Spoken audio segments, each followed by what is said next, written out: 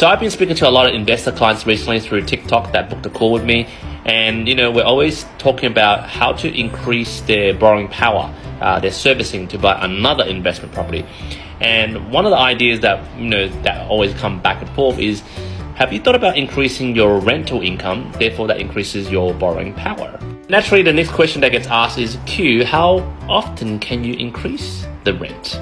Now, this is not me being an a-hole, but this is just speaking it out there, the truth. There are landlords out there, and during the COVID period, rent was pretty much low. We didn't want to kick people out, so we lowered the rent. But, the lease is coming out soon, so it's time to increase the rent. This is just for investors and landlords out there who are keen to, increase their servicing for the next property, not for people who don't have a property or facing affordability issues. You guys can scroll away because this video is going to make you angry and trigger you like always. The question is, how much and how often can I increase my rent in my investment property without getting into trouble? For all you greedy landlords out there, including myself, who don't really give a shit about the rental crisis and the fact that vacancy rates are so low, let's get started.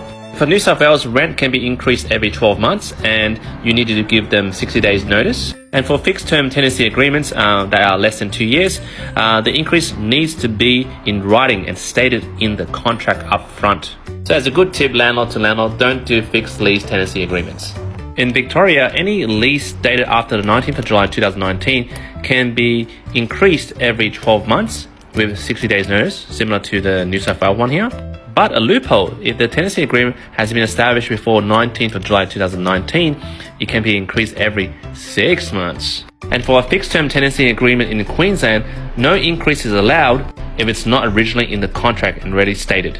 For WA, well, they play copycat to Queensland, exactly the same rules. If you've got properties in interstate in WA and Queensland, jack up the rent every 6 months. For South Australia, copying WA and Queensland, same policy applies every 6 months. But boring ACT Canberra will only allow you to increase by 10% according to CPI every 12 months and with 60 days notice. So for all our landlords out there, now you know that you can increase your rent, but should you?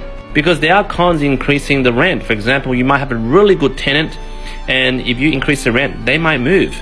Currently, I have 7 investment properties and I haven't increased anybody's rent in the last 24 months because I'm nice. No, because I want to maximize the negative gearing.